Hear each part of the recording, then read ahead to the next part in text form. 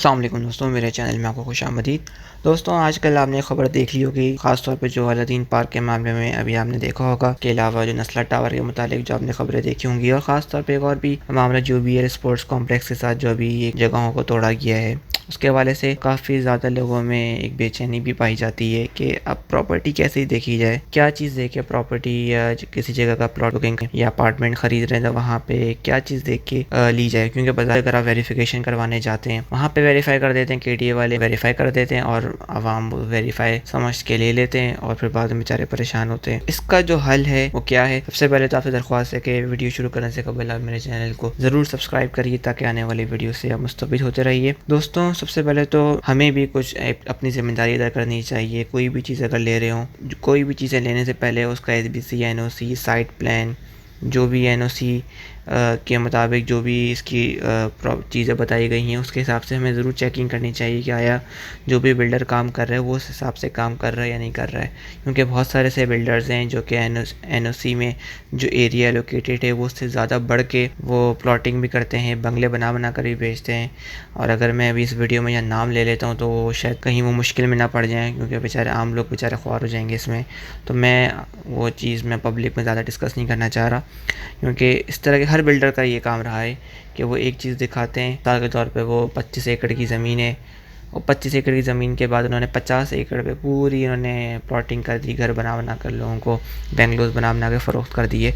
अब वो तो फ़रोख्त करके निकल गए हैं या वो बेच चुके हैं। अब एंड यूज़र बेचारा हमेशा का सर्वाइव में प्रॉब्लम में आता है, जो आजकल हो रहा है। नस्ला टावर, रॉयल पार्क हो या अलादीन के जो दुकानदार हों या कहीं के भी लोग हों। अब मामला ये है कि इसका हल क्या है कि प्रॉपर्टी लेने के लिए एक तो सबसे पहले मेरी लोगों से दरख्वास्त है कि खुदारा पोर्शन से बाज आ जाएं और दूर रहें, क्योंकि इसका भी किसी दिन भी अगर इस तरफ बात आनी शुरू हो गई है और किसी दिन भी इस तरफ ज़्यादा तेज़ी एक्टिविटी शुरू हो गई तोड़ने की, तो लोग बहुत ज़्यादा नुकसान अपना करवा सकते हैं। तो पोर्शन से खुदारा आप अपने आप को महफूज रखें और दूर रहें पोर्शन के।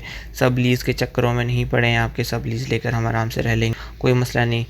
ख़रीद तो आप लेंगे, पहन लेंगे आप, उतारना इतना मुश्किल काम है। और अल्लाह ना करे कोई गड़बड़ हो जाती है, मामला तो जाते हैं कि अगर वो कोर्ट में कहीं केस में डिस्कशन हो जाता है उस जगह के मुतालिक, तो फिर तो वो उसका अल्लाह ही हाफ़िज़ हो जाता है। और ख़ास तौर पे कराची में ज़्यादातर ऐसा हुआ है कि हर किसी ने कराची शहर को माज़रत के साथ अपना एक बाप का माल समझ के रखा हुआ है, जिसका जहाँ दिल चाहता है कब्ज़ा करता है जगह पे और कोई बिल्डिंग बना देता है, कोई कुछ कर देता है। नस्ला टावर भी नाले पे एक पिलर आ रहा है, एक पिलर सर्विस लेन पर आ रहा है।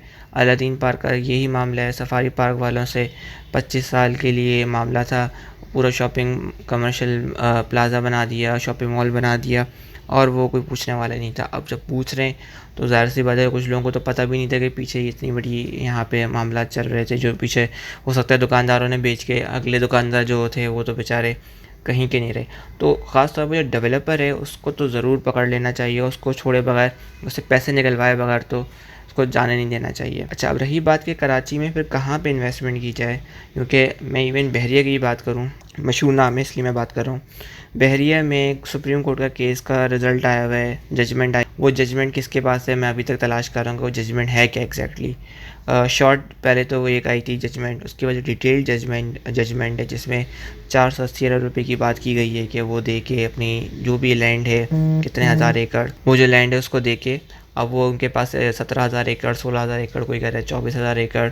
ये एग्जैक्ट कोई मास्टर प्लान बहरिया का as per the supreme court के जजमेंट के मुताबिक अभी तक मैंने नहीं देखा। आप लोगों ने देखा था मुझे ज़रूर बताएं। मैंने काफ़ी कोशिश की, तलाश के बावजूद भी ये इतना पब्लिक डॉक्यूमेंट होना चाहिए कि कोई शख्स ढूंढे भी ना तो उसको व्हाट्सएप ग्रुप पे उसके पास इतने रिजल्ट्स में आ जाना चाहिए। खैर, बहरहाल ये रिजल्ट अभी तक कोई डिटेल जजमेंट मुझे नहीं मिली हुई है सुप्रीम कोर्ट के मुतालिक ही, जो कि बहरिया के हवाले से मामलात हुए हैं। अब कि वो आगे पीछे जो भी कब्ज़े करे तो वो पता ही नहीं है कि एग्जैक्टली क्या वो सुप्रीम कोर्ट के अंडर द जजमेंट के मुताबिक उसकी वो लैंड है या नहीं है।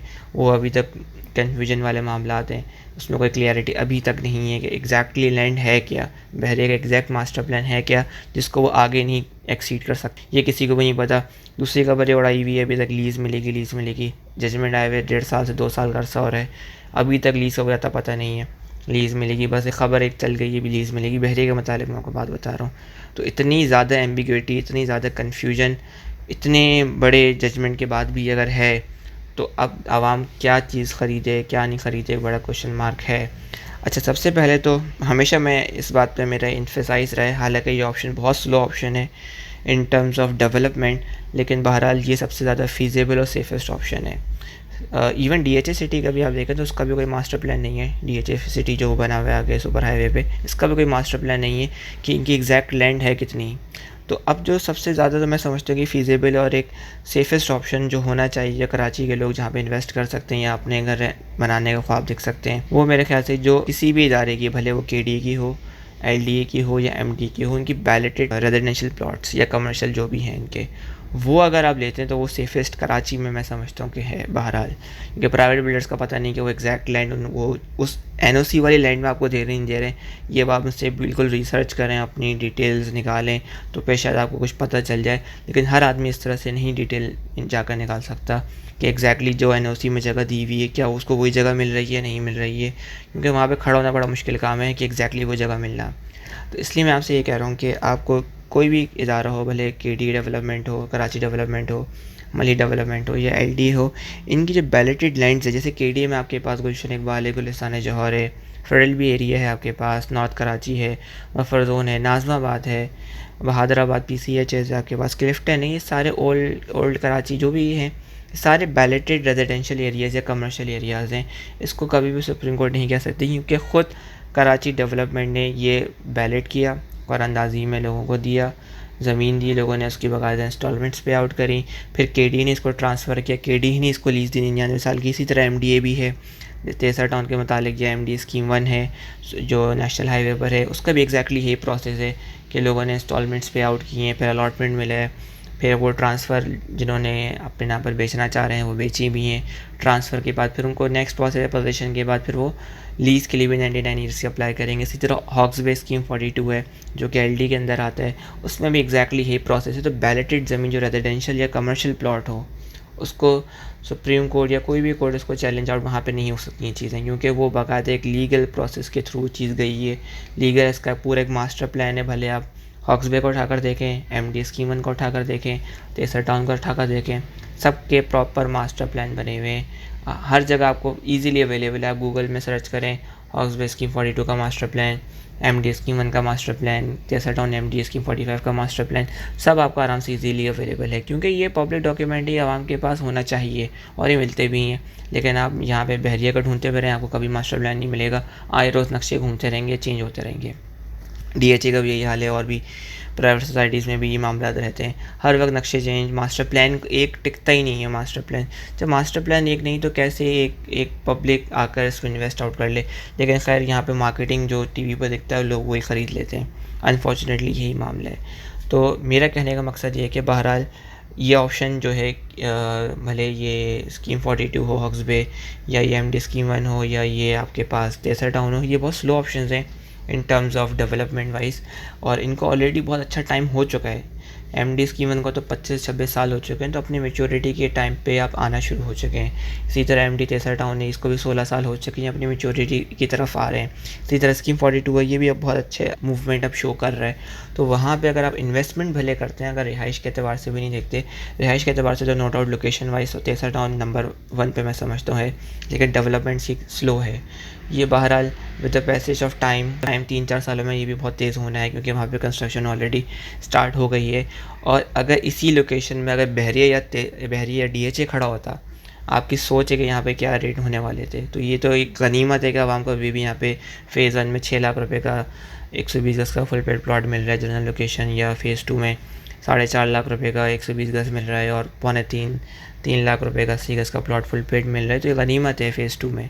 और फ़ेज़ 1 में इसी तरह 4.5 लाख 5.5 लाख में 80 गज़ फुल पेड मिल रहा है। तो ये गनीमत है आवाम के लिए। इस रेटों में पूरे कराची में आप लीगल ज़मीन 99 ईयर्स की प्रॉपर केडी की, एमडी की बैलेटेड फ़ाइल या एलडी की बैलेटेड फ़ाइल आपको कहीं नहीं मिलेगी। एमडी स्कीम में भी तकरीबन मिलते जुलते रेट हैं, इससे कोई इतना ज़्यादा हाई फाई रेट नहीं गए हुए। और इसी तरह स्कीम 42 हॉक्स पे थोड़ा अलग करके है बहरहाल, लेकिन वहाँ भी रेट आपको 19-20 करके 7-8 लाख, 6 लाख, 10 लाख में बहुत सारे ऑप्शंस आपको मिल जाएंगे, जो कि एक middle class, even low middle class भी इसको सोच सकता है अप्रोच करने के लिए, सोच सकता है कि यहाँ पे मैं कुछ इन्वेस्टमेंट कर लूँ। कोई भी चीज़ लेने से पहले भले अपार्टमेंट में इन्वेस्ट आउट कर रहे हो, आप लड़ जाएँ वहाँ पे, झगड़े कर लें, क्योंकि ये झगड़ा आने वाले बहुत सारी मुश्किलात से आपको बचाएगा। तो आप झगड़ा कर लें, एनओसी देखे बगैर मैं 1 रुपया 1 टका नहीं दूँगा आपको। और एनओसी एसबीसी की प्रॉपर हो, को आप बोले आप मुझे अपना मास्टर प्लान दिखाएँ, आपका पूरा जो एसबीसी के एनओसी के मुताबिक जो भी है, भले वो रेजिडेंशियल प्रोजेक्ट प्लॉट्स के हों, अपार्टमेंट्स के हों या बेंगलुरु के विलास के हों। ये बहुत सारे प्रोजेक्ट्स बाद में आकर फँसते क्यों हैं पोज़ीशन में आकर। आप बहुत सारे हमने प्रोजेक्ट्स देखे होंगे, मैं नाम अभी नहीं ले रहा, कि उनको पोज़ीशन टाइम है 4 या 5 साल। अब आप देख रहे होंगे 10-10, 12-12 साल, 20-20 साल, 25-30 साल हो गए, पोज़ीशन में नहीं आ रहे। उसका रीज़न ये है कि कुछ लीगल प्रॉब्लम्स भी होते हैं, फिर वो बिल्डर अपने ज़्यादा एफ़र्ट भी नहीं लगा रहे होते। तो वो लीगल प्रॉब्लम्स आपको बाद में पता चलते हैं जब आपने पैसे भरना शुरू कर दिए हैं, जब आपने इंस्टॉलमेंट्स 50% ज़्यादा भर दिए हैं या बिल्डर को लालच आ गया। अब पकड़ेगा कौन इन्हें? एसबीसी तो पकड़ नहीं सकता, ना पकड़ने का मूड रखता है, क्योंकि ये इनका कोई काम ही नहीं कि किसी को पकड़ें आकर बिल्डर को और उसको फिर लाइबिल करें कि आवाम को या पब्लिक को वो डिलीवर करें। गुलशन इंदौज़ान, करीम हाउसिंग वालों का मशहूर नाम है, बेचारे कब से लोग ख्वार हो रहे हैं, ज़लील ख्वार हो रहे हैं। और तकरीबन 25-30 साल, 35-35 साल इस टाइम को गुजर गया है और उनके बच्चे बड़े हो गए हैं और वो अभी तक पोजीशन के लिए वेट कर रहे हैं। तो आप अगर गवर्नमेंट स्कीमों को कंपेयर करें, बहरहाल 35 साल तो किसी ने भी नहीं गुजारे अब तक। एमडी स्कीम 1 भी 35 साल पुराना नहीं है, वो भी 25 साल पुराना नहीं है। लेकिन जो इतने बड़े बड़े प्रोजेक्ट हैं, सादी गार्डन की मिसाल आपके सामने। सादी गार्डन कोई आज का प्रोजेक्ट नहीं है, सबको पता है सादी गार्डन भी कोई 30 साल पुराना प्रोजेक्ट है। पीर गुल हसन टाउन आज का प्रोजेक्ट नहीं, ये भी 30 साल पुराना प्रोजेक्ट है। तो ये अब जाकर इतने इनके रेट्स आना शुरू हुए हैं, इतने ज़्यादा। हालांकि सादी गार्डन में डेवलपमेंट वाइज को इतना आपको बहुत कोई आइडियल सिचुएशन नहीं है, ना पार्क्स डेवलप्ड हैं, ना रोड सही बनी हुई है। बस ये कि बिजली भी अभी तक प्रॉपर आई नहीं है। बस आपके सामने रेट्स देख रहे हैं, सादी गार्डन के 60-65 लाख के चले गए। तो बताने का मकसद ये है कि अगर आप छोटी अमाउंट में इन्वेस्ट करना चाह रहे हैं तो खुदारा कराची में प्रॉपर जगह पे प्रॉपर डॉक्यूमेंटेशन चेक वेक करके पूरा मुतमईन होके, भले आप 1 महीना लगाएं, 50 दिन लगाएं, 15 दिन लगाएं, पूरी वेरिफिकेशन कर आके आप चीज़ लें। अगर आप गवर्नमेंट वैलिडेटेड फ़ाइल लेते हैं उसमें आपको वेरिफिकेशन का इतना ज़्यादा प्रॉब्लम नहीं होता, क्योंकि एक तो कंप्यूटराइज रिकॉर्ड भी है, एक तो ये आसानी है। दूसरी बात ये है कि सारा प्रोसेस प्रॉपर इवेंट चलता है, तो उसमें आपको प्रॉपर आइडिया हो जाता है। और ये ख़ुद भले वो केडीए की वैलिडेटेड फाइल्स हों या एलडीए की हों या एमडी की हों, तो पूरा प्रोसेस वो चलता है। अब ये प्राइवेट फ़ाइल तो है नहीं कि आप उसकी एनओसी चेक करते फिर रहे हैं, क्योंकि गवर्नमेंट फ़ाइल की एनओसी चेक करने की कोई ज़रूरत ही नहीं है, क्योंकि गवर्नमेंट ने खुद वैलिड किया, उसको खुद ही इसका मास्टर प्लान बनाया है, खुद ही सेक्टर्स बनाए, खुद ही उसने पूरी डिमार्केशन की हुई है। तो आपको उसकी एनओसी देखने की ज़रूरत ही नहीं है गवर्नमेंट वैलिडेटेड फाइल्स की, भले वो स्कीम 42 हो या एमडी स्कीम 1 हो या तेसरा टाउन हो या शाह लतीफ़ टाउन, कोई भी इलाका हो, या स्कीम 33 की जो वैलिडेटेड फाइल्स हैं नॉर्थ कराची बफर जोन, कोई भी इलाका हो, गुलशन इकबाल हो, तो उसको आपको चेक करने की ज़रूरत ही नहीं है एनओसी वगैरह। आप सीधे जाएँ इदारे में, जाएँ फ़ाइल चेक कराएँ, केडी एमडी एलडीए में जाएँ चेक कराएँ और वेरीफाई हो, डॉक्यूमेंटेशन कंप्लीट करें, अपने नाम पर ट्रांसफ़र करवाएं। इससे ज़्यादा कोई लंबा प्रोसेस ही नहीं है, सिंपल आसान प्रोसेस। और पैसे भी कम है, लेकिन हाँ डेवलपमेंट वाइज टाइम लगता है, सब्र का बहुत लंबे लंबे पीने पड़ते हैं। नालायकियाँ हैं इस मामले में, इसमें कोई डाउट नहीं है। इन नालायकों की वजह से, इन्हीं की नालायकों की वजह से प्राइवेट बिल्डर्स को ऑप्शन मिलता है कि आवाम को लूटें। मैं सही बात बता रहा हूँ आपको।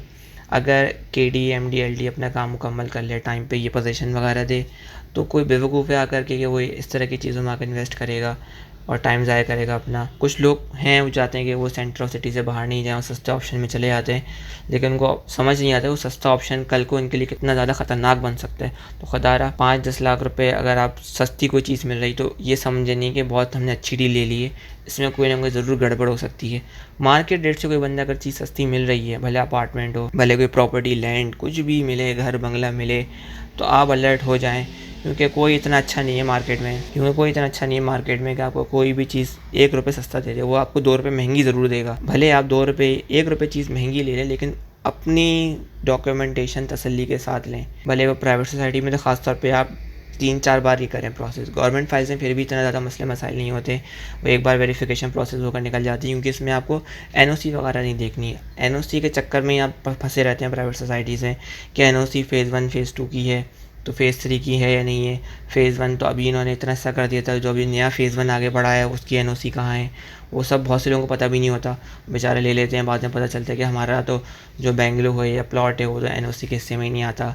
अब कल को वो परेशान रहते हैं बेचारे कि कल को अगर कोई गड़बड़ होती तो क्या होगा।